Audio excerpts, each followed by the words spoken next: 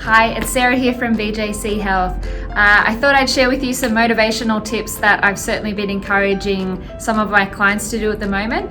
We've had a number of people tell us that it's really hard at the moment to get motivated to exercise.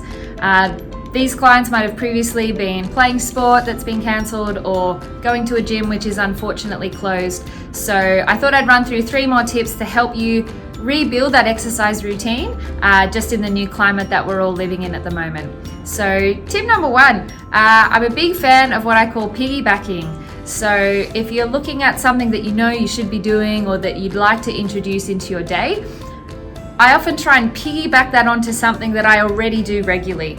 So an example for me might be my morning coffee. So those of you that know me know I love my morning coffee, and so I've often used that in the past to piggyback on other things, such as my exercise or such as when I was studying. I would try and get up and say, well, I could only get that coffee once I had actually done a little bit of study in the morning. So that seems to have worked for myself and for other clients who have struggled to be consistent with their exercise. Tip number 2, definitely stick to things you like. So again, many of us have a number of different ways that we normally like to exercise. So for myself, it's a mixture of swimming, heading to the gym, trail running. Swimming's definitely not possible at the moment. Gym training's also not really possible at the moment. And I'm actually not such a fan of my running, even though I do participate in it from time to time.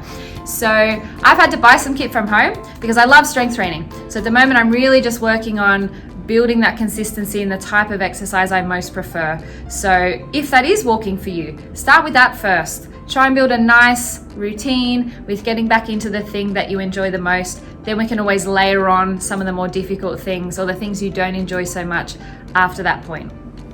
Number 3 and final tip for today is share it with other people. I again appreciate how difficult that is at the moment with social distancing. But it might be as simple as sharing with your partner or sharing with a friend or family member that you plan to go on that walk tomorrow morning. And then that way they might again ask questions about how the walk was, check in with you to see whether you made it or not. And that can also provide a great opportunity to reflect whether you did or didn't go, and then give you that impetus to try again the next day. So there you have it. They're my next 3 tips.